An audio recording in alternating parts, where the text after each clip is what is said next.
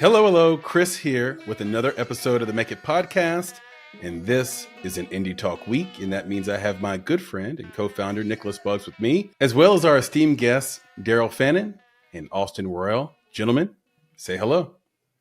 Hello. Hello. Yeah, you see, Austin was waiting. I love this, man. It's like Chris gets us every time. It's like there's three people in the room, and he's gonna be like, "Gentlemen, say hello. Just talk over yourselves. It's all good." Like, well, we can do that. We can play that game. I'm so disappointed in you, Nick. Dude, I wait. I give the floor to the guests because they were esteemed, as you said. You're so, once again, they told me you were this great thing. You're supposed to be this great thing, and yet you don't notice this nuance. I purposely did no pregnant pauses for you. I know. I appreciate that. Thank you. And you said my name first. Yes. And I purposely said, gentlemen, say hello instead of what I normally do, which is say, Nick, Daryl, Austin, say hello. And then when I do it that way, it forces people to try to race to see who gets to say hello first. And that was my personal test to see who the alpha person was. But now I'm over it. Right. Now I just say everything. You gotta stop with the psychological warfare, bro. Like, yeah, we don't have time for that. So, see, Daryl, Austin, I thought he was gonna say, "See, I said gentlemen," which doesn't include you, Nick. That would have been a good joke. That would have been right. Yeah. Gentlemen, say hello, and you too, Nick. Right. Something like that. I would do that to Papa Bear, but I wouldn't do that to you. I appreciate you. He's a swashbuckler from way back in the day. He understands. Right? Yeah. You might get buckled. I did want to just start by asking you guys, before we get into Kino Studios and everything you're all about, what does it mean to you to make it? I mean, the name of this podcast is Make It, and it started with that question. And this audience may not have heard us ask that in sort of recent episodes, but we want to get back to it because it's our namesake. And it still remains a powerful question because making it to every creative means something different. So just curious, what would it mean? And I know Nick is as well. What would it mean for you guys to make it? What does it mean to make it to you? That's really interesting. I think when I first came to LA and started my career back in 2014, I would have said to make it would be able to, work with some amazing people at the top of the industry and, have my work displayed for people to see. I think that would have been amazing to me. If I could have worked with people that I loved and respected and had it, distributed worldwide, that would have been it. Fast forward a few years. I think that making it to me now looks like helping everyone get their material out there, but also do it in an equitable way. I'm tired of looking and seeing people who are creating valuable projects walk away hungry, like losing their homes because of strikes and all the rest. So to me, making it isn't just about me anymore. It's about a community of people, and there's a system that actually works. That's what it means to me to make it. Boom. Yeah. I love it. Austin? I mean, so what's interesting here is Daryl and I are two sides of a coin. We actually just hosted our first award show at the DGA, and we gave a speech to our 800 plus guests. We're very lucky to have the finest of LA's film and tech communities come together, and that's really Daryl and I. So Daryl is an amazing writer and executive producer who has worked with the top folks you've never heard of, like Jimmy Kimmel and Matt Damon and Sylvester Stallone. I am a three-time tech founder. I know, right? Just never heard of those guys. But right. I'm a three-time tech founder and entertainment lawyer. So I kind of sit on the opposite side. So for me, I get to support. That's sort of the role I've played, building technology, being a lawyer in those roles. And so for me, when I look at what does it mean to make it, for me personally, it is empowering filmmakers through technology and systems that are built for them. But more broadly, I think what I get excited by is empowering the next generation of stories to be told and facilitating the ability for more stories to be told. Film and TV is such an incredible medium to inspire, to innovate, to allow us to feel something, to laugh, to cry, to impact social change. And if we can empower more stories to be told by eradicating inefficiencies and inequitability, then I know that Daryl and I will feel like we've made it. And I know our filmmakers will feel like they've made it because their stories are going to be seen by millions of people. They're going to get paid fairly. And we're going to be fixing a lot of issues that are core to a beautiful, beautiful industry. Man, Chris, I'm about to reach through this camera, bro, and just give some hugs. You know what I'm saying? Just reach out. It's just one of those things where you're speaking our language, right? I think Chris will echo this. Like, you're speaking our language. I mean, think about the name of the podcast. we've come from the same place that you have, right? We've seen some of these inefficiencies. We've seen the lack of inclusion, equity, all the different things. We've seen the sharks in the water that are coming after the filmmaking minnows. Like, we've seen all of this. And that was really what started this podcast in general, was just like, this can't be, guys. Like, we have to get the word out. We got to warn people, educate people, get people who've been there, done that, to provide advice, insight, their experiences, because we're doing the same thing, right? It's no longer about us. It's about what we can do for the community. So, like, just my follow-up question to you guys is, like, what flipped the script? Like, what happened? Like, what happened to you that said, you know what? It can't be about me anymore. Like, this problem is bigger than me. What happened? What was the thing? What was the catalyst? You know, I mean, I have a really long story to get to this point, but we'll fast forward and just say that while I really thought that I made it, when I sold my own show to Netflix, I was halfway through my master's program. Matt Damon literally FaceTimed my mom and dad to tell them that we sold the show. I was like, fuck it. I've done it. I've made it. You know, I get to write, act, and executive produce my own show. This is it. I'm on the top. It's never going to change. You know, like, this is the dream. And I was so very fortunate and had some incredible people champion me.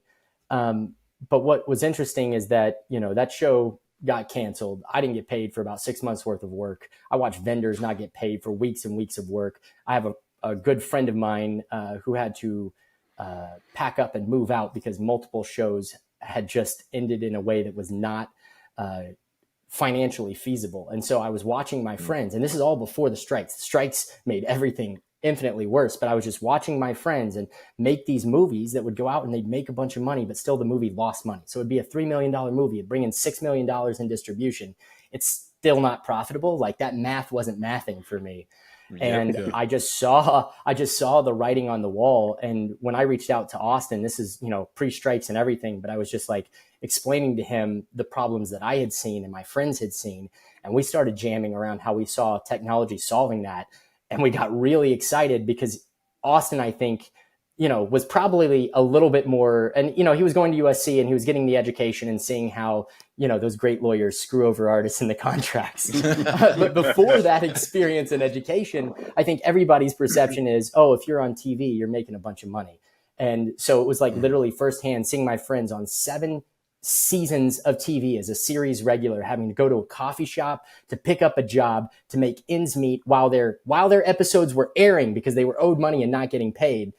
Wow. It was just too much. I was frustrated, and I saw that it was a broken system. And I thought, like, initially I was pretty selfish. I was like, oh, I'm going to go just do this for myself. And then as Austin and I started talking, we realized there's an opportunity to empower a lot of people with these tools.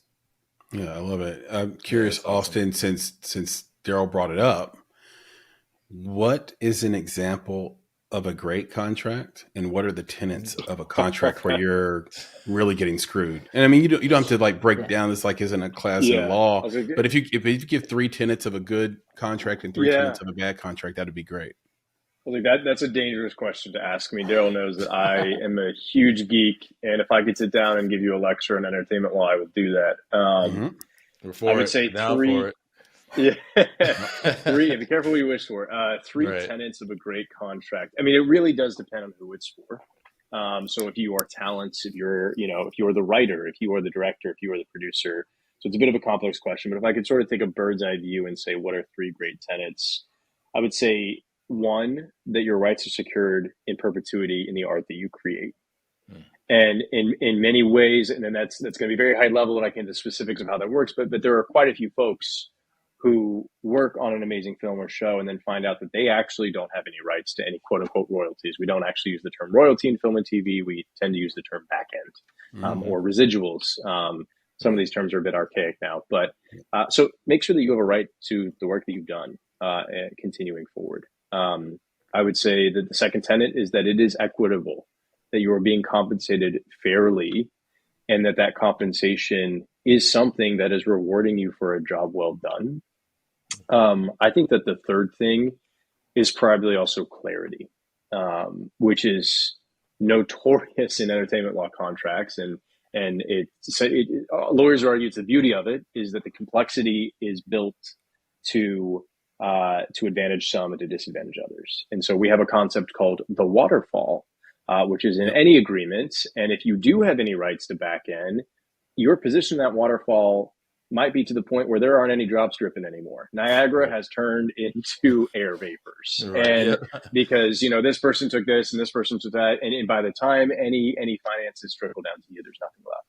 And it can be very daunting to approach such a complex legal document. And so at the end of the day, those sort of three areas, perpetuity, equitability, and clarity, I think are probably the three core tenets I would look for.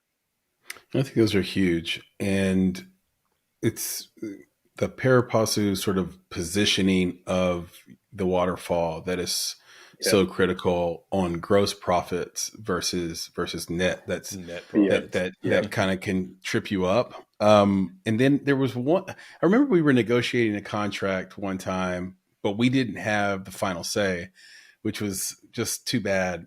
And there was this term in the contract that talked about bankruptcy from the distributor. And there were two clauses, two legal precedents for the bankruptcy. So let's just call it, F100A and F100B. I don't remember the actual numbers. So F100A meant that if the company, the distributor goes bankrupt, then the rights to your movie go to the acquiring party, or sort of go somewhere. And the second one, F100B, meant that it rolled back to the filmmaker, the original rights owner. And for whatever reason, this distributor has that first one in there. And we were telling our producing partners, hey, you need to fight for this one. This is one you have to fight for. They're like, no, we don't want to die on this hill. I'm like, this hill is where you die. like these companies go out of business all the time. This is like a services contract distributor. Now, to be transparent, this distributor has not gone out of business and is doing okay, doing well. But it's just little things like that where, I guess you just have to get Austin. You have to get a lawyer. Yeah. Because absolutely. Because the resistance to us in this podcast, Daryl, for example, is I just want to do the creative. Yeah. Yeah. I'm not even interested in the business side of this. Yeah. Somebody else needs to do that for me, or I need to find somebody I can trust that'll just do it all for me. But I think it's helpful for everybody to know it. Oh, absolutely. Yeah.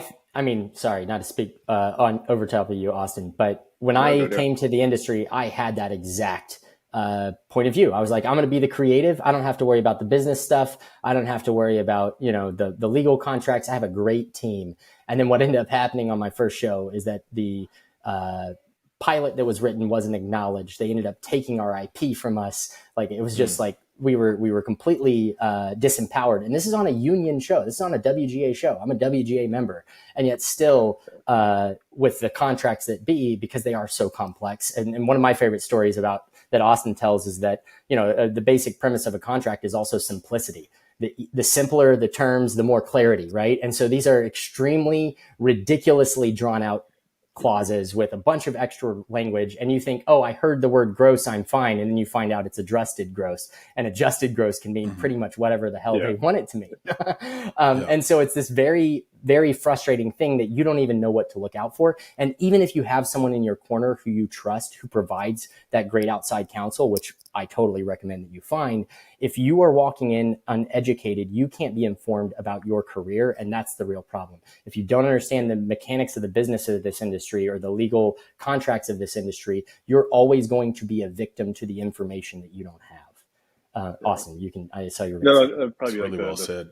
If I could have a fourth point, control your destiny. And that can sometimes be very difficult to do in a contract. And it really doesn't necessarily matter the role. But at the end of the day, we work with hundreds of filmmakers, rapidly scaling as a technology company backed by some of the biggest tech investors in the world. We're scaling to work with thousands of filmmakers. And something I do see quite a bit is, to what you were talking about earlier, Chris, a lot of people will sign these contracts where it really is services have been promised, but legally there's really no certainty in that. And so then you as producer or whoever else being involved, and if you're in a position to try to carry this film to the heights of success, if you don't have the tools to be in control of your own destiny, and you don't have the rights to be in control of your own destiny, well, then often this film or series, depending on where you're at, can be sort of wrenched out of your hands, and you're sitting by just watching as other people are controlling the destiny of that beautiful piece of art that you created. So, you know, if you can then maintain sort of control of your own destiny, that's great. Maybe if you're an actor, that doesn't necessarily mean that you're on the production side, but, you know, that could come back to back end, things like promoting, you know, things like, you know, at the end of the day, having some say in how this thing is marketed and gone out to the world. You know, it is a team effort. It's not to say that everyone is involved. But I often see that, you know, in contracts as well, where it's sort of, you know, oh, I'm just here to sort of sit idly by, and people tend to just agree to those terms. Man, yeah. The world is so broad, and when you agree to that, just look out. This whole saga that you talked about, Daryl, reminds me of a friend of the podcast, Travis Nicholson's experience when he created the show Still the King for a CMT, and that show was. I think they attempted to rip that out from under him and give it to, I guess, another friend of ours, Potsy, but and Shannon. But that's a tough one for us. But the whole thing is that it can get sticky contractually. I am curious though, Daryl, did your experience lead you to Austin? Or did Austin find his way to you? That is a good question. No, Daryl found his way to me. I'm going to butt in now. Yeah, I like that. Tell the story, Austin. Daryl, no. I was actually at my last startup. We had created, of all things, a meme coin. Okay. Like so this would be like a Dogecoin, for example. Like a Dogecoin, yeah. Or like a Shiba Inu. Yeah, exactly. Yeah, it was called Elongate. It was actually one of the most viral coins of the year alongside Dogecoin. Oh, Elongate coin. Me and Papa Bear were just talking about Elongate. Okay. Yeah. That's so crazy. I was one of the founders of Elongate. We reached over 500,000 investors, 500 million market cap. It started just on a whim. I met some random dudes and gals on Discord and Reddit. We thought it was funny that Elon must tweet if there's ever a scandal about me called Elongate. And we said, hey, let's create a cryptocurrency, because that's what all the cool kids are doing. Not the cool kids, that's what all the geeks were doing. Right. And if we ever make any money, we'll donate all the proceeds to charity. And we thought, no one's going to buy this stupid thing. But elongate is a very funny word, you know, why not? And so we did, and 500,000 beautiful idiots also loved it. Daryl was one of those beautiful idiots that invested in this token, and we donated millions of dollars to charity. I mean, it was a beautiful, beautiful project. We built the team to 50 full-time staff, 200 volunteers worldwide. The point of that story is not that Elongate is the next savior of humanity via technology. It was a really cool journey for me. It led me to Daryl. Daryl reached out to me on LinkedIn with a very sketchy message. It was a little bit like, you know, that's hey, true. And because Elongate had donated, we donated $250,000 to Autism on the Spectrum fundraiser that Jimmy Kimmel was a part of. Daryl was writing with Jimmy Kimmel at the time, and so his worlds collided. I didn't know who the heck Daryl was. He reached out. And he was like, hey, man, would love to chat. And for some reason, I said yes. And we went and we chat. Wow, we sat at a little coffee shop. Yeah, that word. We did that too. You know, we were there for 5 hours. We were there for a long time. It's coffee, a lot of coffee. Yeah. Little coffee shop in Hollywood, and started jamming. And I actually grew up in love with film and TV. I wanted to be a film actor. So I grew up training to be an actor. You know, I did everything from theater to films. You know, I worked heavily sort of as an actor, you know, while I was growing up as a kid, nothing sort of prominent by any means, but that was my world. I was just a kid in Ohio doing all sorts of local productions, praying that someday I can make it to LA. I gave that up when my parents' business went under. We lost everything. And I decided to go become a lawyer because it felt like a position where I could fight against injustice. There was basically, my parents' business went under. There were a lot of lawyers. And I remember being like, why didn't the lawyers fix this? You know, like my little sisters, you know, my parents divorced. They were stuck, you know, single mom, 3 little sisters. I remember just being so angry, being like, there were lawyers involved. The lawyers should have fixed this. Now my family is in a bad position. So I decided to go become a lawyer. And so when Daryl and I met, and he started saying, hey, man, my people, fellow artists in this industry are being, you know, screwed over by just an old system. And it's, you know, we're in the 2020s and the internet exists, and there are billions of people on it, and they want to see this art. And yet at the end of the day, it's so hard to get your art out to the world. And it's so hard to not just get it out there, but also to just get paid for creating it. There has to be a better solution. And so we sat down and started chatting. And it just lit a fire in me because that was my first love.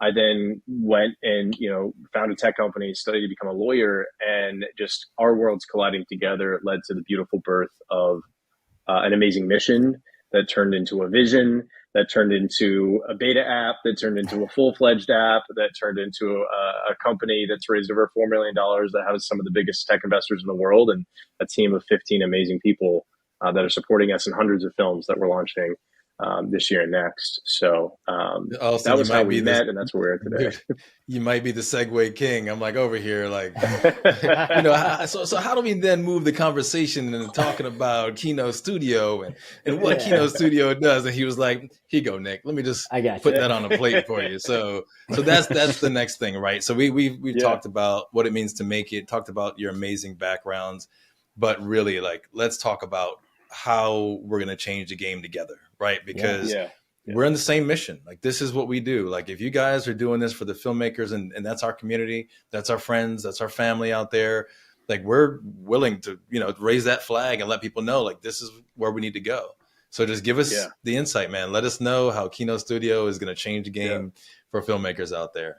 I mean, I'll say it simply, and then you can add flavor. We're a data-driven digital premiere app for filmmakers to launch their films to millions of fans all over the world digitally. We've actually invented a new legal watch window called LVOD Plus, Live and Video on Demand Plus. So you might know SVOD, like Netflix. You might know AVOD, like Tubi. You might know ETT, where you download to own, or sometimes called DTO. You might know PVOD, which is Premium Video on Demand. That one's kind of a misnomer. You might know TVOD, which is Transactional Video on Demand. We are LVOD. And so we introduce a live premiere where your fans can all log on to Kino and watch the cast and crew talk about the amazing film as it's premiered for the first time to thousands, hundreds of thousands, millions of fans. It adds a new area for monetization, and we have a whole suite of tools to empower the filmmaker to take the friction and the pain out of things like marketing, out of things like immediate payouts, out of things, like data that actually gives you unique insights into what the platform is. Daryl, take it away. I mean, you nailed it, dude. I don't know. There's not a lot to add. I'll just, we all know that the sales distribution funnel is broken fundamentally. If you went to Sundance this year, if you've taken a movie to the festival, honestly, in the last 5 years, you know that we are on a very difficult journey as an industry because we have left behind a lot of the basic principles of business, which is really, really difficult. So if you're trying to market your film right now, it makes absolutely no sense to go and spend money on billboards and radio ads and all of these things that we do because it drives general awareness and it's great for the ego, but it's doing shit when it comes to actually putting butts in seats and converting eyeballs. And what really is frustrating for us is we're not even following the best practices that YouTubers used in 2010 to market. Like it is really incredible to me how these digitally native individuals who grew up on TikTok or grew up on YouTube know how to market and monetize their audience,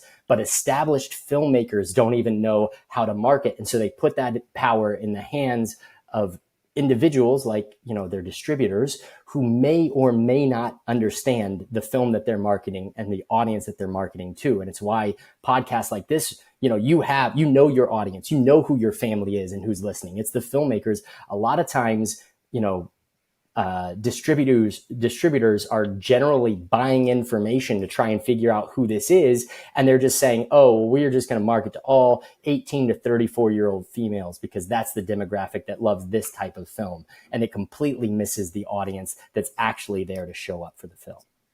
Yeah. Well, you just mentioned something. Yeah. You just mentioned something that's been, I guess I could call it the P underneath my mattress, it's like your craw, Nick. Exactly. Has your craw been in my stuck? craw, bro. And this is the thing. You guys follow me with have you been plugged? Yeah, right. That's a word we invented a couple weeks ago. Right. So here's the thing, and Austin, guys, you push back on me, and Chris too, if I'm way off, okay?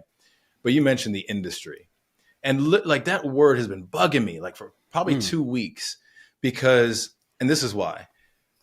You said industry has gotten away from some of the fundamental principles of business, right? So here's my pushback to that. So I agree. So it's like a yes and. My yes and is that businesses serve people in order to make the business owners money.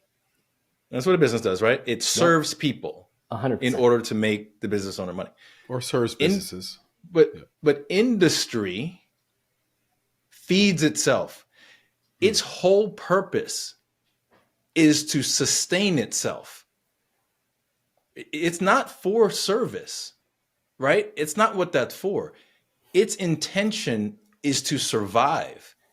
So if I have to burn you down or do something, like, it doesn't matter. It doesn't care. It's about making money on the backs of businesses, right? So the film industry is makeup artists, it's laundromats, it's taxi services, it's actors, it's lighting, it's literally all of these things. It is an industry that exists to sustain itself. So just like social media, right? It started out as this great business, as a service, right? I give you access to your friends and your family, and I do it for free, and I do, but no, now it's like, no, how can I monetize you to sustain myself? Yeah. And I think that's the key for me with folks like you. It isn't how do we fix or change the industry? Because if you try that, you lose, you fail by default. It's like, no, how do we create a business, right? Because you need to sustain yourself as a business owner that actually serves, that its intention is to serve the population that your service or product was engineered for.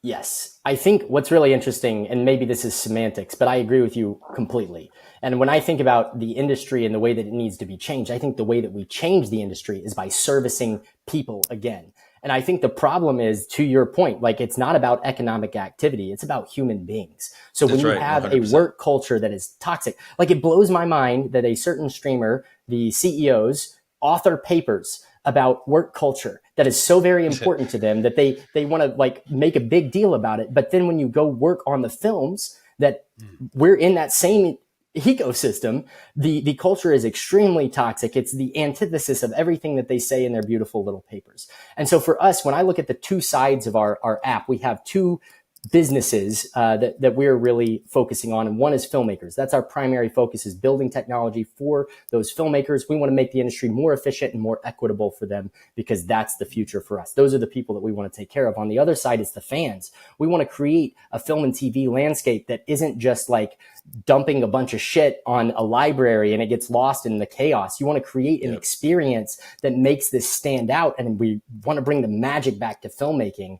And I think that, to your point, it's learning to service the values of those two individuals and connect those two individuals, where we're going to see a real change. And that new business model will change the industry fundamentally, because if you're getting a ton more value as a fan on this platform and you're getting a ton more value as a filmmaker on this platform, that is what the industry is. And that supports artists, that supports the laundromats, that supports the guys who are printing the signs and the PAs and everybody in that ecosystem.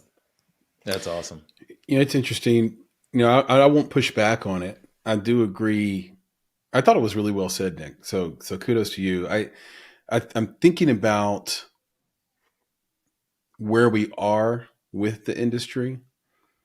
For change to happen, the industry has to be not working. It has to be broken. And there are a lot of people that come on our podcast and that we talk to that say, hey, the industry is broken. Yeah. But the reason why we have this really, and the same thing was true of the music industry for a long time. They were running off Tin Pan Alley business model up until Steve Jobs basically had Sean Parker, who invented Napster, had a gun to their head, and they had to change their model. But that model ended up being worse for artists than they could have imagined, unless you're in the top 1%. Yep. So someone else was on the take there, and the label sort of gave it all up to them because they were broken. And I don't know if film is actually broken enough to change, because here we are in 2024 with all this technology, and why can't anybody fix it? And I look at, and so I will use crypto as an example, since we have Austin on, right? Crypto didn't say to itself, how do we fix the financial industry? It said, we're going to create an alternative, and it's going to be so good and it's going to be so accessible, and it's going to be such an interesting store of value that people are just going to do it, Nick. They're just going to go do it. It's going to be, that's it. And we're going to see if we can ride free of financial industry, of regulation, as far as we can go, and keep it afloat. And they've had their bruises, and they've taken beatings for Sam Bankman-Fried and for CZ and some of the things Binance has gone through, and the NFT grifters, and everything else that's come with it. But at the end of the day, right now, Bitcoin is $52,000 a coin.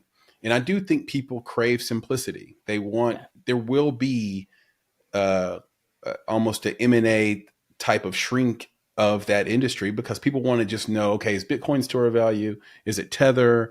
Is it USDC? Like, what is it? Right. And I think I look at Elon as well. So you brought up Elon Musk, Austin. Like, how did he revolutionize rockets? Well, NASA was completely broken. We had not done, there was no flights to the International Space Station that could happen in the US because we were so bureaucratic. They're all coming out of Russia and China. So he just built a company and said, you should pay me, I can do it for less, and we'll get space exploration back being a United States thing. And so I just wonder if that's not really the answer, Nick, is that they're still making money hand over fist. So in their eyes, they're good.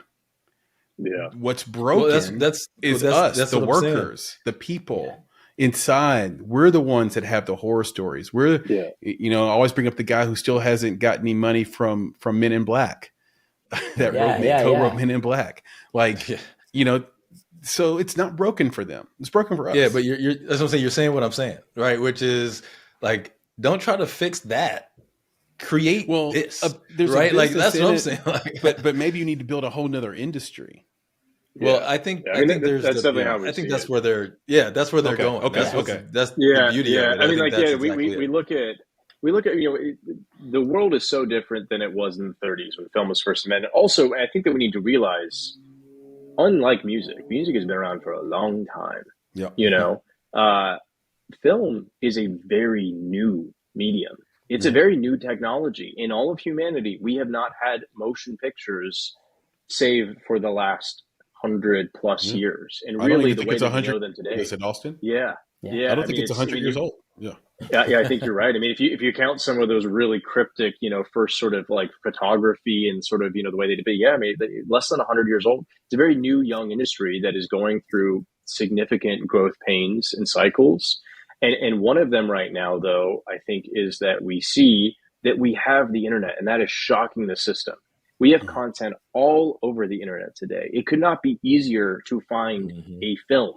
And that film could be your grandma holding her cat, right? That would have been unheard of. Our favorite short film from the National Film Festival, Austin, was two Chinese grandmas in a room. That's awesome. That's awesome. Disney bought it. So you're dead on. I mean, you couldn't be more spot on. Yeah, it could be your grandma holding the cat. But for some reason, even though we have the internet, even though seemingly in the click of a button you can watch any video anywhere at any time, seemingly, and I'll push back on what you said before. Actually, they're not making money hand over fist. Netflix is the only profitable streamer. They only reached profitability last year. All the rest of them are losing $10 billion plus every year. They are losing money left, right, and center. Mm-hmm. They have sort of resorted to the short-termist approach where if we just keep buying up content and keep putting bigger and bigger names in our platform, we'll somehow hit a profit. And that's just not true, because they're overlooking the fundamental of the art over and to your point before about servicing people, right? At the end of the day, it's not about numbers on a spreadsheet.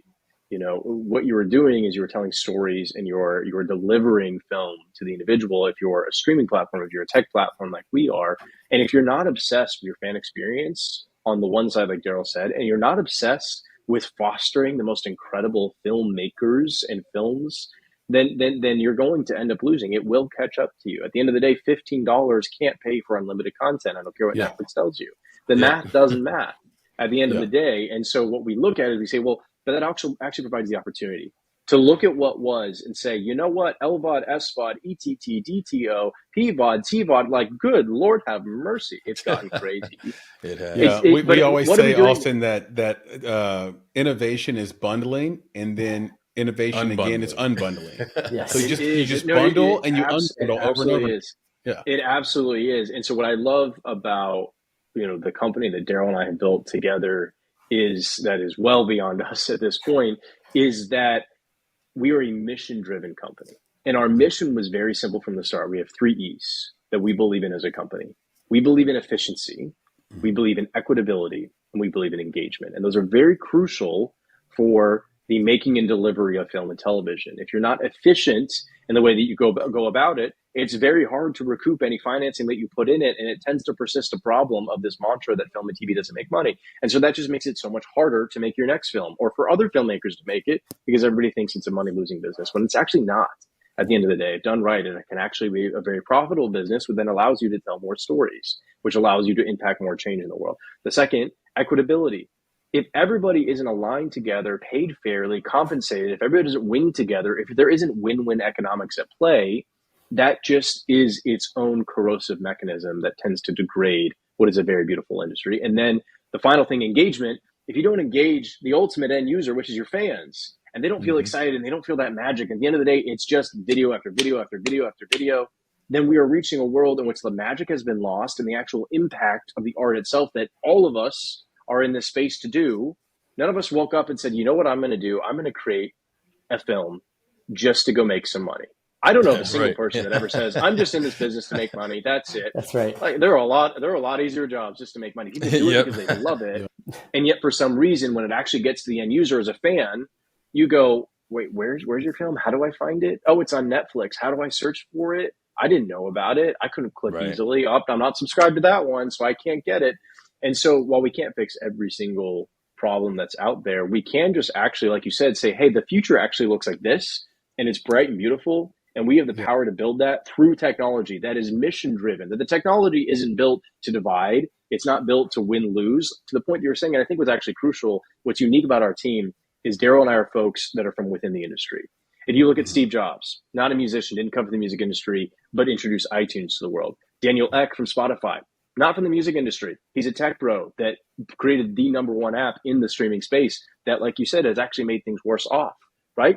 Even the founders of Netflix. And by the way, as a tech founder, these are some of the people I respect the most in the world for the amazing companies that they built, their ability to scale, their ability to create incredible business models. Nothing on the tech side of it do I have any qualms with, but it is folks that are from outside of the industry that walked in, said, hey, here's some amazing technology. It's going to change your lives. And then we all woke up a couple decades later and said, oh my gosh, this just made it worse because $15 doesn't pay for unlimited everything. So somebody has to lose. And how much is Spotify per month? $10 doesn't pay for unlimited everything, and somebody has to lose. And so then it created these win-lose economics that ultimately somebody ends up losing out. And we don't have to have win-lose. We can definitely have win-win. And so that's what we believe at Kino is actually being mission-driven. By doing the right technology that's innovative, we can empower instead of subtract. There's a lot to dig in on that, Nick. I mean, but Chris, is Austin even excited about this? I can't even tell, man. You know, no, he's not excited. He's passionate, man. Because one of the things that sends investors running for the door is walking in looking like a wild-eyed dreamer. As a film investor myself, I tell creatives, don't come in there talking about yourself, make it about them, and don't be wild-eyed dreamer like, go in there and have a plan and be legit. But I want to dig in on it because you do make a great point about the money that's being lost. I suppose there's money flow in, depending on if you're a publicly traded company or not. And then there's money lost shown based on taxes and tax loopholes so Zaslav, for example, is a master at this, who runs, HBO and Warner now, and Netflix. You're right. They figured out how to be profitable. I don't know how much longer they're going to be that way. I mean, there's only so many people that can afford that subscription a month. And to your point, Paramount, I mean, they won out. They'll probably be acquired by June, right? Or sooner. Paramount Plus is going to go away. So you're right on that. And I spoke a little bit too loose there for sure.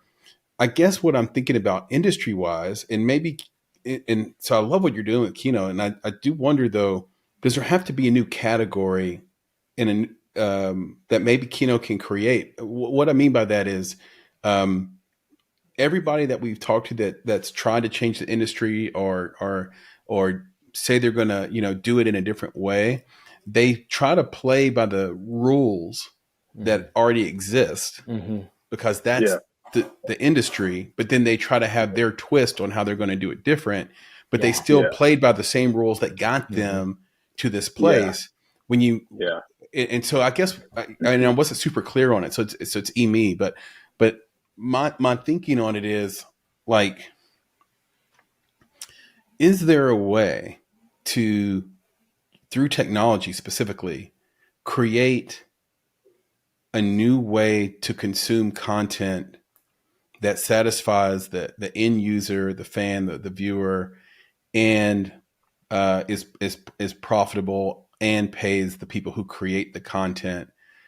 There's a lot of tech bros, like to your point, Austin, that would just say, "Oh, the answer to that is AI."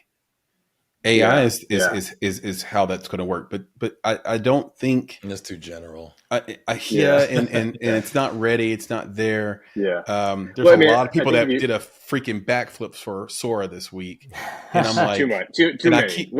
I keep tweeting this out or posting, whatever it's called now. Like, guys, this is actually not good enough for a feature film. This is not actually going to work. Maybe, Daryl, an establishing shot. Look, like I think where you're taking a drone shot maybe over a city, but what do you do when you have to edit that?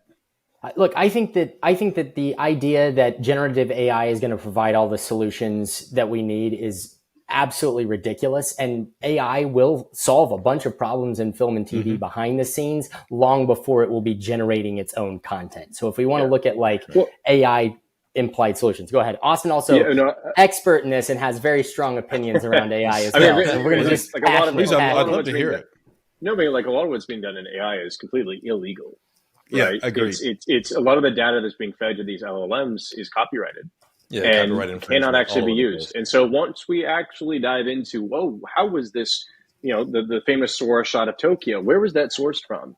And was that copyrighted content? And guess what? If Disney owned part of that, they are going to sue you. And they're going to say, 10% of that shot was derived from data that we own. So it's like we have this, and also at the end of the day, we are reaching a point, and not to bring Elon up again, but Elon was on stage at the New York Times conference and talking about how he believes that now is the most interesting time to live. And if you ever could live at a certain time, you should probably live in the most interesting time, because today we are actually reaching a point where AI can replace a lot of human function.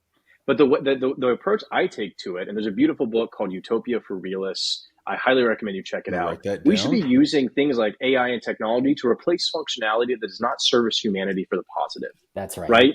At the end of the day, making the very food that we need to eat to survive probably should be done by robots and AI at some point. Or if you love doing it, keep doing it, but create a niche, boutique, crazy spot where you're this amazing chef, but just actually getting you fed, right? Or actually, not to hate on my accountants out there, but getting your spreadsheets done probably could be done by AI. And not to throw my fellow lawyers under the bus, but at some point, that is an industry where, the basics of law could probably be done by AI. Well, why in the world, if we as humans sat down and said, what we should replace?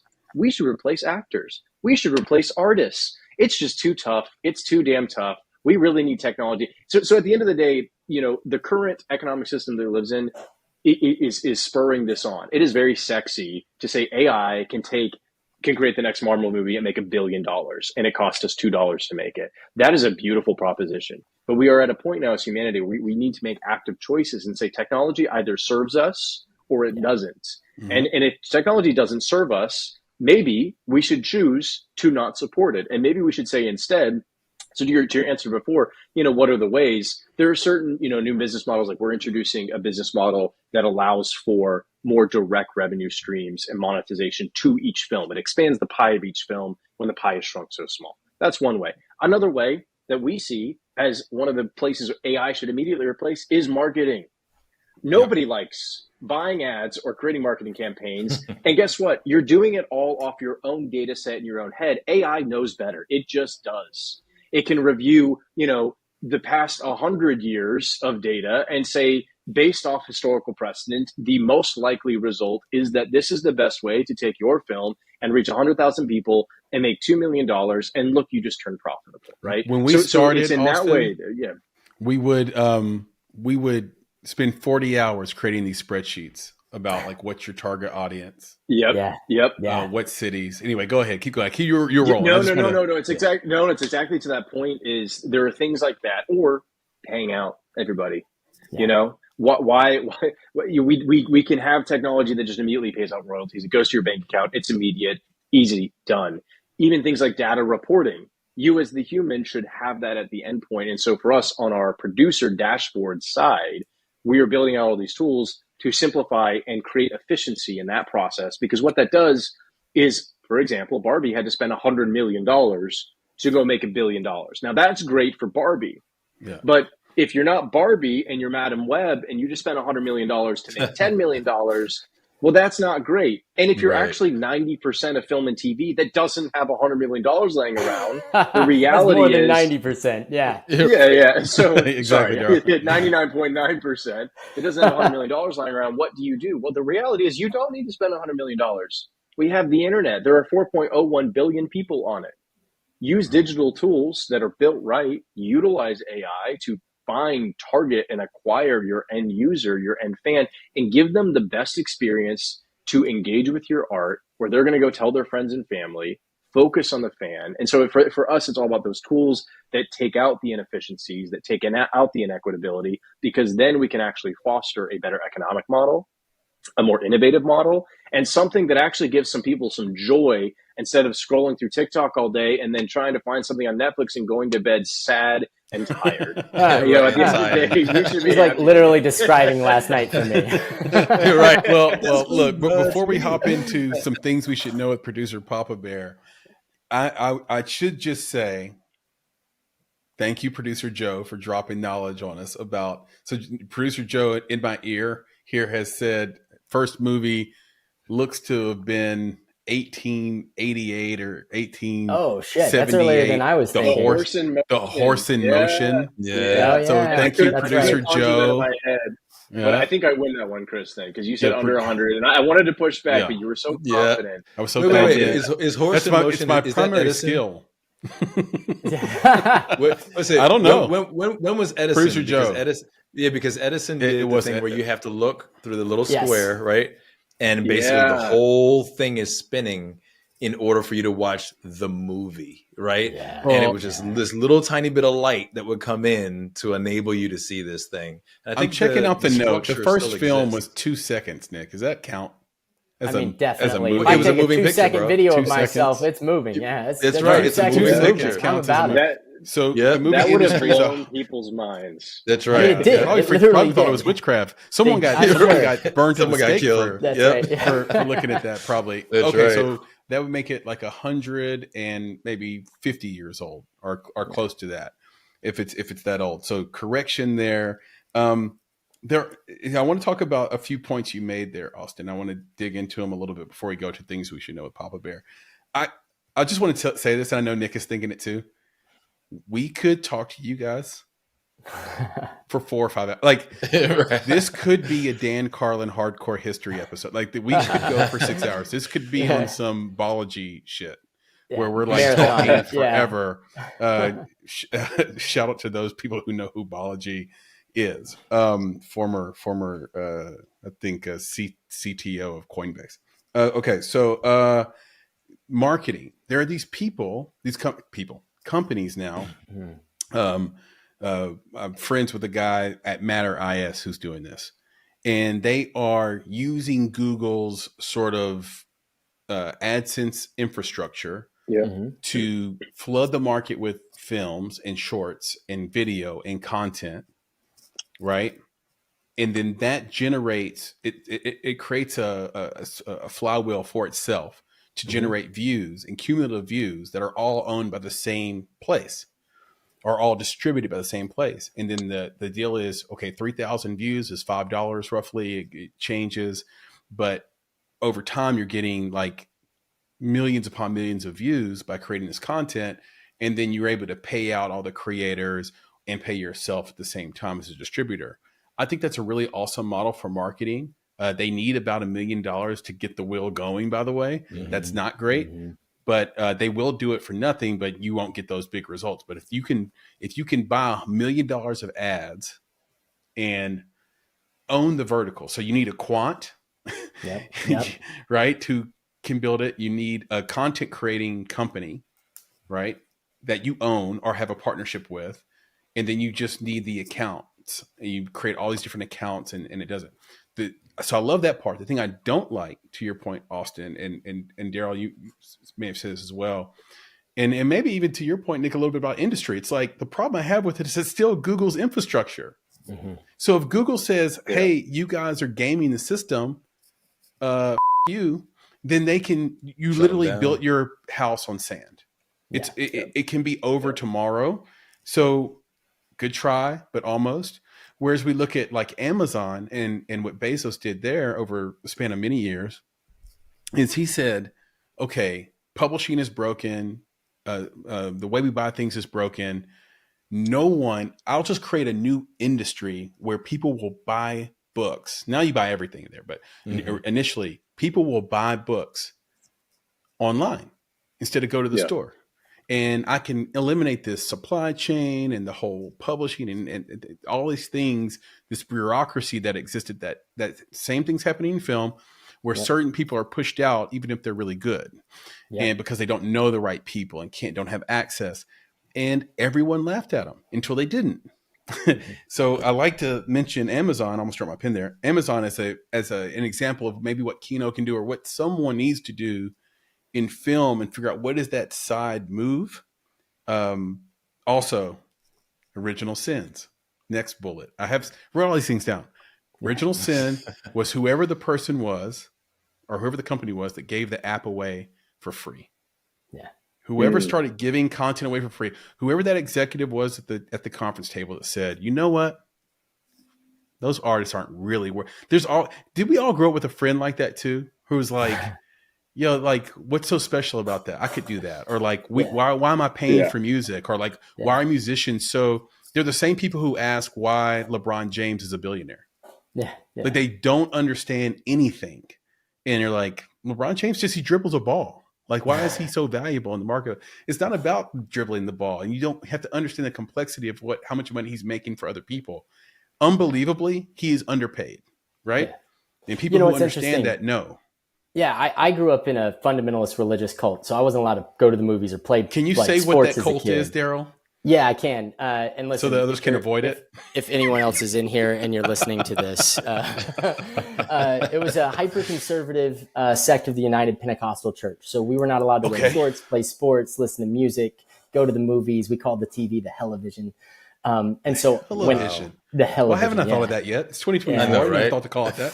Go ahead. Those guys are innovators, Daryl. Yeah, I know. Listen, we had some really bad jokes. But it blew my mind when I found out, because I wasn't allowed to go to sports games and stuff as a kid. So when I found out what people were making, like legitimately, and I grew up in poverty. So my entire worldview of how money worked also was like, it was very, very, very, very shifted, I guess is what I would say. Like it blew my mind and I couldn't understand how this was possible. And someone really just like informed me of the attention economy and the idea that like it's a certain value of just having eyeballs. And I was like, oh, that's really fascinating to me. And it's hilarious because as I began to unpack the way the advertising industry works and like soaps, like literally film and television, TV started just to sell you dish soap. Yeah, that's like literally why they're called the soaps. And it's so interesting to me because everybody's acting like there's this new thing that's happening with AVOD and free TV, and it's advertising supported. And you're like, oh, this is, like you said, contraction and expansion. This is the bundling and unbundling effect. But the attention economy really blew my mind. And when I understood that there was power in the eyeballs, that's when I really realized how much value there was on social media, because it is truly the ability to own your audience. And it blows my mind that filmmakers don't know how to monetize. Filmmakers can have 7 million followers because they're freaking amazing. And everybody wants to know what they're eating for breakfast. And they don't know how to market their movie to the point that they can get a distributor to pay for it. And it's not that filmmaker's fault. It's the distributors, because it's the distributor's job to market that film. And they don't know how to connect with that online audience because they're so disconnected because, to Nick's point earlier, they're too busy looking at the economic impact. I think Nick's a genius because he brought up how genius you guys are at segues. You brought up two things I want to say. First of all, advertising. Every business is based on ads, Nick. You have to, whoever creates the next big thing has to figure out how to make money without being dependent on the ads, because the P&A is what makes movies so expensive, partially. Yeah. And the rest of the industries follow. The real truth is, in 2024, why the hell does it cost $10 million to make a movie like American Fiction? And by the way, kudos to American Fiction, kudos to Anatomy of a Fall, kudos to Rustin. I think it's so funny and ironic that the movies people are talking about this year are just simple human stories. Yeah. People now, Oppenheimer's going to win everything, and maybe deservedly so. Barbie was a big bonanza. They spent the money to get the money. That's all good. But these movies that people love and come back to, like The Holdovers, like Rustin, who Coleman Domingo should win. He was awesome for male actor. In my opinion, or Jeffrey Wright in American Fiction or Anatomy of a Fall. These are just human stories with a camera pointed. Why does it cost so much? If technology was Moore's law, man, technology was supposed to relieve us of the expense. It was supposed to be a downward slope. Instead, it's an upward slope. It's a hockey stick of expense. It makes no sense. I mean, I tell this all the time to people. I said, film has gotten more expensive. You know, one of the most expensive films of all time back when this industry started was Howard Hughes. I don't know if you've seen The Aviator with Leo, or if you just know the story of Howard Hughes. That man spent $2 million, which was a lot back then. If you adjust that for inflation, but he was literally inventing airplanes. He was inventing new kinds of planes that they put cameras on so they could take, film of other planes. Like, that was unheard of. We didn't even have commercial travel back then. So I'm like, of course the man spent $2 million. Now, that was bonkers then. But if you actually adjust for inflation, we're still spending more today on films. And we have drones and we have amazing technology. And so you're so exactly, Moore's law should go like this in terms of cost. But in reality, we're going like this in terms of cost on films. And it makes no sense. But it actually has less to do with the technology. It has more to do with the economics. And our outside counsel, Sky Moore at Greenberg Glusker, shout out, represents some of the best in the business. He wrote an amazing book called The Biz. Okay, and, writing that down. Also, it's a book that's I would highly recommend it for any filmmaker. Read it. It's going to be a deep dive into the economics, the law, just the social, the norms, the inner workings of the industry. Because some of it isn't legal. Some of it, not that it's illegal. It has nothing to do with the law. It has nothing to do with economics. It just is. There are things that we do in film that we just do because we do it, and sometimes it doesn't make any sense, and people just go, "Well, that's how it is," right? But one of them is that we have created, and this was really Netflix that introduced it. With buying out worldwide rights in perpetuity, is that there's no more back end. It's a one-time payout. So the monetization ends there. It's a snapshot in time. And if Netflix says it's worth $5 million now and you sell it for $5 million, no one on that team is making another dollar from that film. That's it. So that deal better be a damn good deal. And they also don't price it very well because they don't have any data to predict how well it's going to do. So it's very subjective. And so that film might go on to make $1 billion over its lifetime. And you got 1% of $5 million, right? And now that's a great deal. It is a great deal, right. And that's a great deal. I was like, that actually doesn't happen that often. And so they shifted the economics to this one where everybody goes, well, since I'm never going to see any back end, I might as well ask for as much as I can now. And also we have this historical thing that we do that everybody else in the world thinks is insane, except for us, that the bigger the budget, the better the movie. That is not true at all. Yes, exactly. It doesn't make it a better movie. It doesn't make it a more prestigious movie. And I just have to. I got to get back to Daryl's statement though, and that gets back jump to in, my Nick. I know your head's going to explode. The industry versus business thing is like, the statement that you made is like, the distributors are failing filmmakers, right? And my perspective, unfortunately, I think is the reality, which is they're not. They're in it for themselves. The totally different business model, right, Nick? For themselves. Yeah. It is. That's right. Read the they're part of the industry. That's fair. That's exactly. It's all exploitive. Yes. Fair. And that's the thing. Yeah. So that's the part, the filmmakers. So the real thing that I want to know, and I guess we do really got to get to Papa Bear and things we should know. But like Chris said, we could do this all day. The thing is this, guys, literally build all this stuff. We could do what we do. How do we really get the filmmakers to listen to this, to understand this at large? Like this distributor thing isn't one or two distributors, right? Yeah. It might be 95% of them. So, but 95% of filmmakers don't seem to know this. So what is the platform that we need to create, right? We could do this together. Like we have the same mission. What is the platform we need to create to let them know it, right? To let them know it, just like you're supposed to have 3-point lighting, right? Let them know it like the certain type of camera is the best type of camera. And like, what is the thing that we need to do to let people know by Yeah. fundamentally that this I is think for us, we have to show people. That's what, like as you said, we could say we're going to go fix the old thing. I mean, we really said no. right. Yeah, we have to operate within an industry as it is, right? Daryl and I have to be experts at doing that, and we are. How do you operate within a world where there are sales agents and distributors and production companies and studios and all the different watch windows and all the different rights and territories, which, by the way, doesn't even make sense anymore because we have the internet, and the internet doesn't have borders. That's a whole other topic. Right. But so we still have to say, okay, that's where everybody's at. It's like the Overton window. We're here. Yep. They're still here. Because the way we see the world is one in which you have a film and you have tools that can take it out to the world. And at the end of the day, it will be judged on the value of its art. And you know what? There are some terrible rom-coms that my mom loves and watches on repeat over and over and over again. And that's okay. But the point is, if the film can find its target audience, that's a success. Now, is every film going to make $1 billion? Absolutely not. But at the end of the day, every film should be able to find its audience. And hopefully, time and time again, that will convert to be a proper economic equation where it is a profitable one.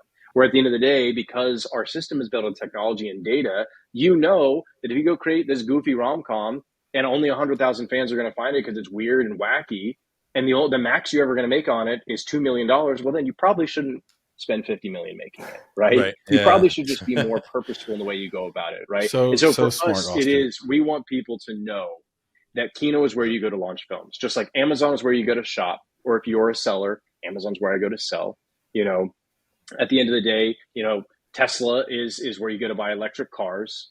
But now there's Ford, there's other places. But for us, we want it to become a household name for producers. Yeah, Kino's my launch pad. That's where I go. Just like I might take it to physical theaters, but when I'm ready to hit the internet, I go to Kino first. And then I'm going to go sell it to Netflix or Disney or Hulu or whoever else. Because we have all the tools. If we're just a place, so you don't have an exclusive. You don't have an exclusive contract. We don't buy out. We're an exhibitor, just like a theater. Okay, so we don't buy out your rights. We are obsessed with making your film hit millions of fans online, and then I want you to take it and window it at Netflix and window it at Tubi go all and window the it places. at Pluto. Yeah. Because that's how a successful film is one that goes through multiple iterations of its life cycle. Yeah. While it's hot and heavy, launch it in a theatrical, launch it in we are a digital theatrical window. Launch it on Kino, capture fans. We give the fans the most magical experiences of film. Then once it starts to get that global recognition, take it off that limited watch window, get a great deal with Netflix, and then it lives in a beautiful library. And then maybe after that 10-year contract expires, go put it on AVOD, just like we used to syndicate and put things on linear, right? So then it can make some ad revenue. Yeah. So I don't think the industry has. I think it's still got a sprained ankle from Netflix being successful, right? Because what Netflix did was it stole exhibition window. That's right. That was so meaningful to the industry and to the producers and actors and everybody in the waterfall. And on top of that, at the same time, we killed the home entertainment market, which was a huge chunk that we still haven't figured out. That's what I mean. Yeah. So it was like a 1-2 punch for us. In the music business where I started, you would, and this is mostly for you, Daryl, because in a way, because you've been on this side where you've had to be an arbiter and a curator of good taste. You have to know the difference between good and bad. You have to understand that even if it's not for you, do they have a skill? Yeah. Did you do something skillful? I had this debate with one of our buddies today. Like, it doesn't matter if you like it or not. Do you know the difference between good and bad? Are you talking about Daryl's dating life? No. So here's the wide deal. Open, guys. Let's have it. Let's just talk about it. In music, they have showcases, and showcases filtered out the bottom 80% effectively every time. Mm-hmm. And every time I was a singing group, and every time we'd go to a showcase, it'd be the same groups. So I had a singing group for guys named, and we were called Solace. And every time we would go to a showcase, it would always be the same artists over and over and over again, especially artists in the top 20% that would make it past the first round or second round. And so every state you'd go to, every city, yes, there'd be different people, but the same top 20% would show up is what I'm saying. Is there a way to do that in film? is there a way to sort of, because one of the frustrations is and the truth is, you know, when we were doing consulting regularly and note giving and sort of actively looking for films to produce, we were getting hundreds of scripts, right? And 90% plus of them were really bad or just not good enough. I think that's a generous. I think 90% is very generous if you're he's being real, you know, like that's plus. And some of them from people that I know are super talented and like they do other things that are great. And I'm like, ooh, that's not good writing. So writing's really hard. Storytelling's really hard. But a lot of the people who feel disenfranchised in the industry, which we've been talking about over the expanse of this episode and this conversation, is like those people may not be talented enough to be on your app, for example. Right? Like, can we do that? Can we create a showcase? And then how do you guys curate what you will accept and won't accept onto the app for distribution? Yeah. Is it a free for all? I mean, we did just do a short film fest, so you know it's a bit of a showcase. We did a People's Choice Award, so that way people can vote on it, and people might love something that artistically is technically not sound. It might have been terrible writing, but people just thought it was the funniest thing ever, or just the weirdest thing ever, or the coolest thing ever. So we had a People's Choice Award, and we did Judge's Choice Award with amazing filmmakers, writers, directors, actors who know what they're talking about, who reviewed it, right? And that was a beautiful process, and that was digital, so you could have hundreds of thousands of people vote for your short film online, which helps augment the kind of thing that we see at a Sundance, right? Like Sundance is great for having a concentrated effort of experts in the industry that are reviewing. It's not great for having necessarily, you know, the masses look at it and vote for that. Right. I think we'll continue. Plus, it's a market. It's a market. Yeah. And we'll continue to scale up our short film fest to continue to support and empower emerging filmmakers or filmmakers that want to get their work out there. How do you do it though, Austin? Like, how do you manage and curate the people's choice, right? Can people go in and, because on social media, like, you know, there's bot armies, there's like, you know, Taylor Swift fans, there's the Beehive, there's all these, there's people who can game it. Yeah. If they join I together. think the idea, and I was going to say, simply in our app, you have to be a member and you have to be a paying member. So if you're going to gamify that and you're gonna buy up 1,000 accounts and and you're going to pay for that, I mean, like we're going to be able to figure that out pretty quickly. But what about like a Reddit situation where the whole AMC deal and those people were just people who decided they would form a group together and collaborate? I mean, that is the power of the digital online community. I think that what you're describing, at least from my perspective, is kind of a twofold problem. One is, how do we get emerging artists into jobs where they can get the training that they need and deserve to develop a skill set and actually incorporate it into an industry, or better yet, a bunch of businesses. That is a different pipeline and a different issue than I think the showcase issue. And we've seen several versions of this that's tried to come out, like Blacklist, and I think that those are interesting, really interesting solutions.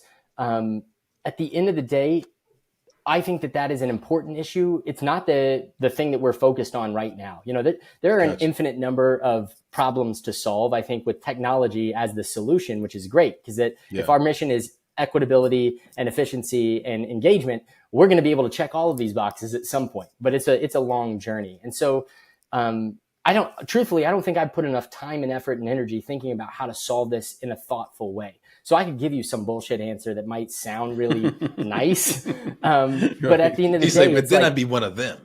Yeah, exactly. So like I'm focused, and Austin is too right now. Our 25-meter target, if I'm using the military analogy, the thing we are laser focused on is fixing the sales and distribution pipeline. And as soon as that's taken care of, we're going to move to the next target. And I think that's an interesting thing. I don't think I've spent enough time, you know, really trying to solve that problem to give an informed decision. They're connected. They're connected because I view your app as a festival and as a market in and of itself. Yeah. In some ways, we need great supply. You know, at the end of the day, if we're going to be distributing film and TV, we constantly need amazing new film and TV, and we want to be always working with the newest, coolest, most amazing filmmakers, plus those veterans and experienced folks. So it is something we think about critically, is the supply of our platform is something that we need to foster carefully. And that doesn't just mean you keep going back to the same production companies and producers and actors. Yes, continue to foster them. But at the end of the day, we also want to make sure that emerging filmmakers are there. I think there's also, I think education in film and TV, again, it's a little bit over a 100-year-old industry. Education in film and TV is so nascent, right? I'm very lucky to have gone to USC. I went to the law school at USC. I didn't go to the film school, but I have many friends who went to the film school. Incredible program. But like, you can count on one hand. Daryl went to LMU, also incredible program, right behind USC. But the reality is that, you can kind of count on one hand the amount of film schools that probably do credibly train writers in the right way. And like, people barely know how to teach that at all. Right. People barely know how to do that.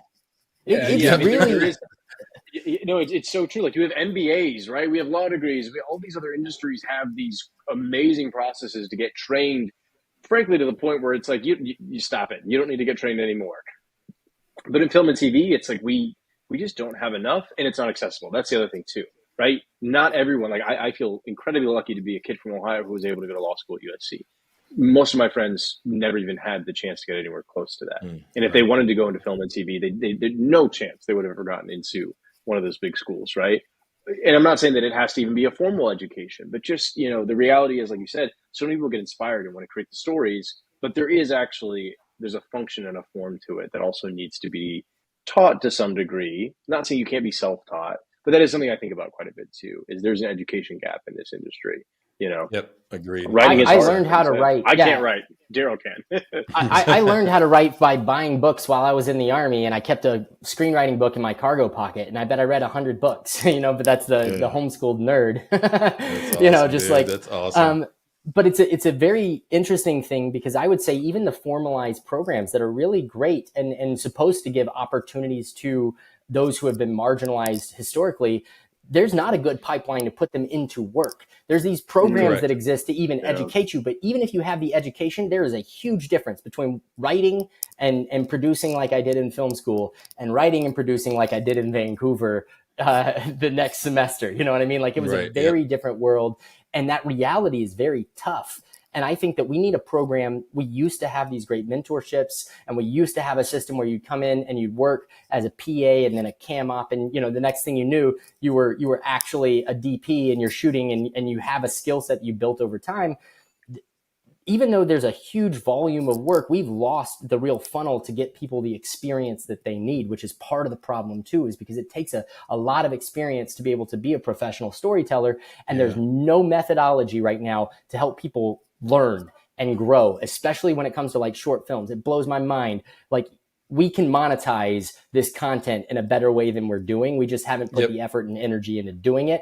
And the opportunities that we'll create gives a young filmmaker a chance to come in and learn and de-risk his learning process. Because that's the other thing, is like, you have to put in the reps. Whoever can solve that too. If you guys solve the short film problem, man, we're testing some ideas. We've got money hand over fist. I've downloaded the They're app. thinking about it. They're phone. Thinking about it. It's a 5-star app. Kudos to you guys. And Nick, I know you want to ask some questions before we roll, but just still in the short film thing, the thing I hate is that Google and YouTube make so much money off these short filmmakers, because they don't pay you until you have 10,000 subs, but they run ads on you the whole time.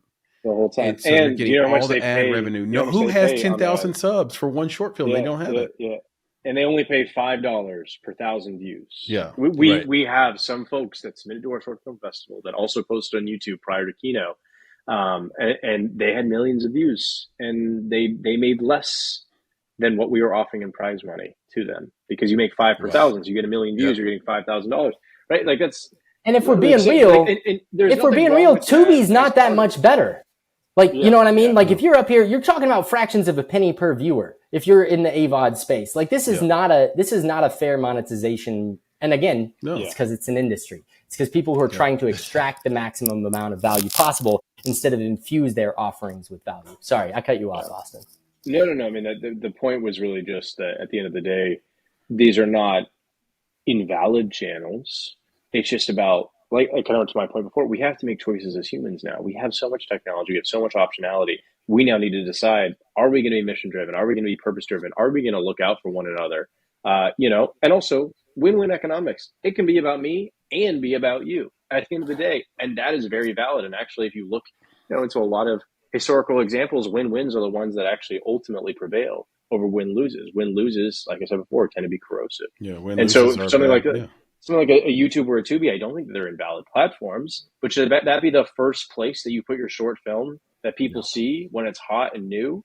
No, that should probably be where it goes to retire, and then it generates some ad revenue or something. And to my point earlier, Austin, if it's really good, that can't be your first place.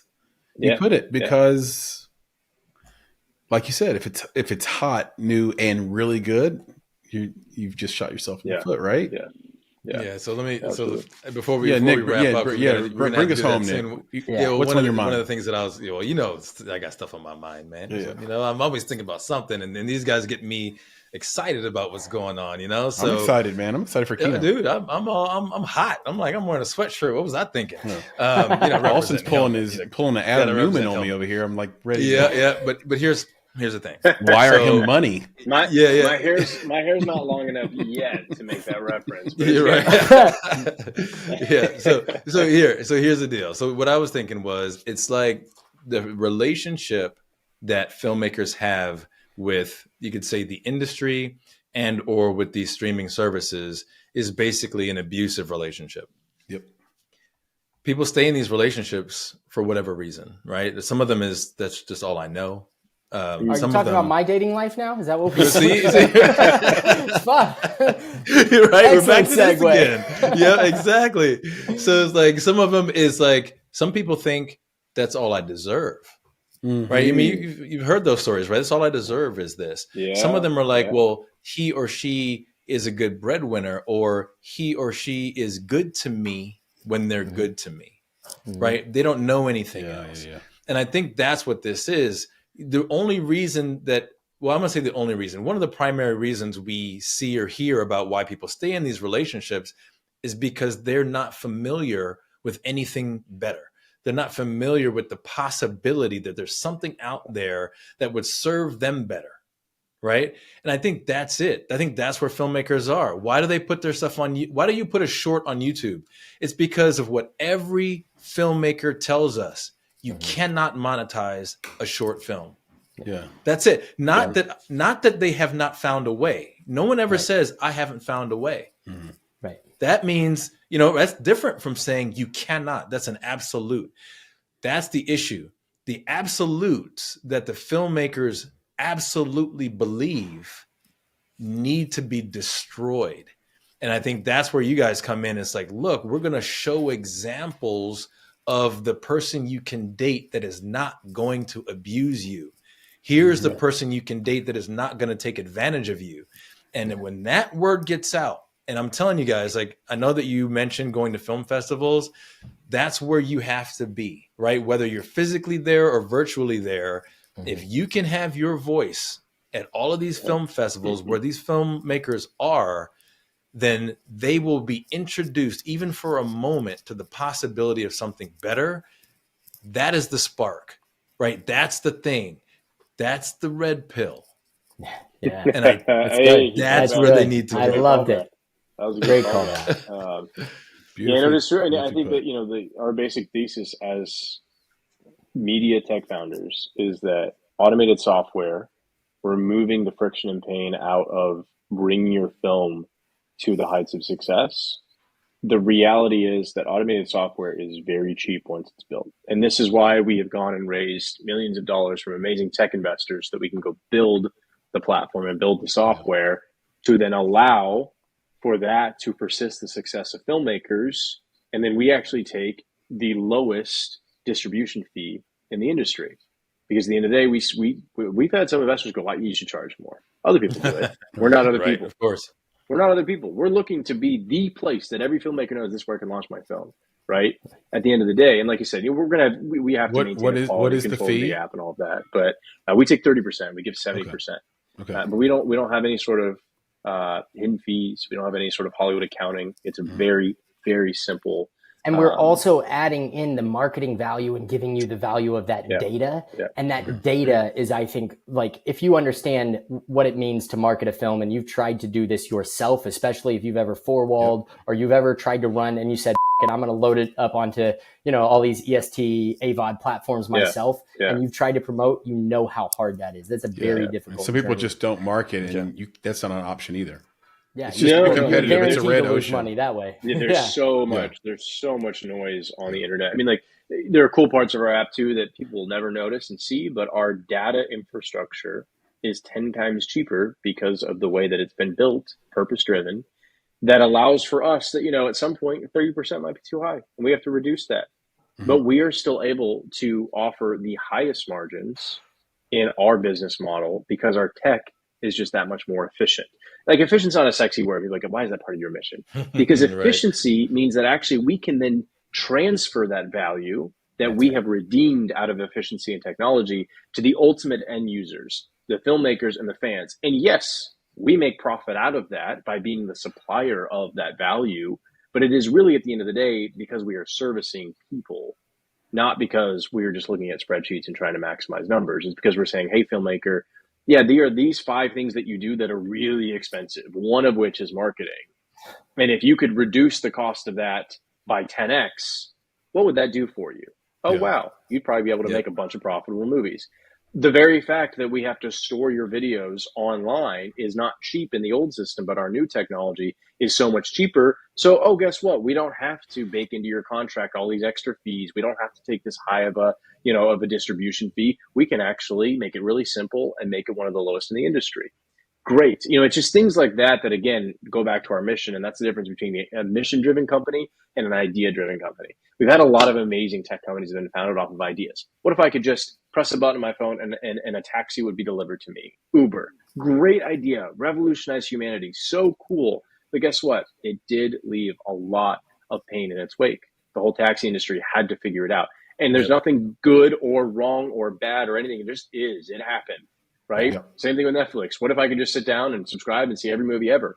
That is really cool. It's such a cool idea. And it did a lot of things for our industry, but it also did have impact in ways that now we as tech founders need to look back and say, okay, you proved you could do that. But also, what if we did this? And what if it was better? And that's what we're looking towards. Yeah. Hey, I got something for you. And then I know we got to wrap. Yeah. I'm just thinking about this. You ready for this? Oh, yeah. I know you guys are waiting, right? We're a filmmaking company with no collateral damage. Look, I want to just take that and clip that. I'm just going to take that audio soundbite. Please email that to me afterwards. And that's going to open our pitch. That's our pitch to the VCs. Is that the Jamie Foxx Chris movie? Knows Collateral Damage? You simplify the whole thing, right? Just like Chris said, you simplify the whole thing. You take parts out you don't need. The answer is no collateral damage. Yeah. And you just delete. And because the genius is in the simple, it doesn't matter if it's complex underneath, right? Like, I used to work for a SaaS company, and the SaaS, once you build it, it's built, and everything else is profit side. And all the elegance is in the fact that you can present a UI, right? And then create a UX, a user experience that is very simple and intuitive, and you don't understand that so much is powering that UX UI behind it. So I think it's a brilliant place to stop, man. And I tell you what, here's what we'll try for the audience. We have a short film that we did, and it did make a festival, and we've not released it. We've just chosen not to release it. So it's never been released outside of the festival it was in, and we will send it to you guys, and let's see what it does. Let's see how it does. And case study style. Yeah, it's not to me. The filmmakers are great. I love all the filmmakers. We were supporting a first time filmmaker when it was made, and so it's good, not great, but it is good. And we'll see what happens. So that'll be a good place to start. We'll do a little case study in real time with you guys. With that, can you tell everybody where they can find you on social media, where they can find you on the internet, where they can download your app, see some of your work, etc.? Yeah. At absolutely. Kino Makes Movies on all social channels. At Kino, Kino, Makes Movies on all socials. Kino.studio is the URL for those of you that utilize browsers. For those of you that have a Roku enabled TV or a Roku native TV, we are on Roku. We are coming very soon to Fire Stick for all you Fire Stick folks, Apple TV for all you Apple TV folks. And for those of you that are weird and use Samsung and Vizio and all that, we're getting to you. That'll happen soon. And then you can download our mobile app on the Apple App Store. And for those of you who are also weird and have Android operating systems, we are coming to you soon on Android. But for right now, at Kino Makes Movies on socials, give us a follow. Kino.studio is the URL, and you can download it on Roku and the Apple App Store. And anywhere people can find you guys directly if they wanted to reach out, DM you. Oh, yeah. Absolutely. Email you. LinkedIn is always great. Sketchy LinkedIn messages, DM guys. me. It works. They do. Right, Sketchy LinkedIn messages are my love language. Or at Austin C. Worrell on Instagram. At That's Daryl probably Fannin. the best two ways to get me. Yeah. Cool. Guys, this was amazing. I really appreciate everything. Well, we have to do a round two. I have so many bullets written down. I just know it's not the time to do it. I looked down to see how long we had been talking. I'm like, oh crap, this went by fast because we're just having such a good time. So I really appreciate you. I know I speak for the producers, speak for Nick as well. Like, you guys are amazing guests. We would have you back anytime for round 2, 3, 4, whatever. Absolutely. And we'll keep track of the success and the progress, and we'll get back to this audience on how things are going with our own little personal case study I just announced. If you want to reach out to me, you can find me on X at Flame in Your Heart. Your is spelled with UR, or you can just search my name, Chris Barkley, and I will come right up. I'm a fun follow. If you want to reach out to Nick, you can find him on Reddit at Nicholas Bugs. He has a whole thing he's doing there with Q&A. And if you have a question for us or for Daryl or for Austin, shoot him a question at his Reddit page or at his Reddit handle, and he will bring it up on this very podcast, and we'll be able to address your questions, and he'll answer you on the app as well. If you want to email him and tell him the history of Hillman College, you can do that at Nick at bonsai.film. Yes, his personal email, Nick at bonsai.film. He's a brave man. If you want to find anything about the Make It podcast, it's really easy. Wherever you go on the internet, just search for the Make It podcast, and we will pop right up, including on YouTube, Apple, Spotify, you name it. You'll find us there. Last but not least, we have a bi-weekly newsletter. It's a passion project. We love doing it. We find the stuff you won't find in film all across the internet and the world, including insider stuff that gets fed to us through the channels that you literally will not find on the internet. So do subscribe. That's bonsai.film/subscribe. So bonsai.film/subscribe, or you can go to bonsai.film and then click newsletter in the top right corner. It's just your email address. We don't sell it. We don't do anything, and it doesn't cost you anything. It's completely free. So with that, Nick, can you please leave us with the credo? Of course. And I, too, will put all the bullets to the side for the next conversation because this passion and this excitement is palpable in this room. And honestly, guys, I wasn't, you could say that in the beginning, there was a little bit of jest in the hug, but I'm just telling you, that's how I feel. Mm-hmm. Like it's amazing when you find kindred spirits in this industry. One that for us, we started this podcast because of the people who were not kindred spirits, right? So when you find folks like you, it's like, dude, we know folks are like this are out there, and they're out there for the community. And we get so excited to literally have you on and have these conversations. So guys, I appreciate you. Thank you so much. And with that, I definitely have to say to our friends, our family, our fans, our followers out there, be better, be creative, be engaged. And thank you for listening. Nick, Daryl, Austin, talk to you guys soon. Yes, sir. Yeah, chat soon. Thanks, everybody. Thanks, everybody. Yeah. Peace. Thanks, guys. Y'all take it easy. Be good, guys. See ya. Peace. Peace.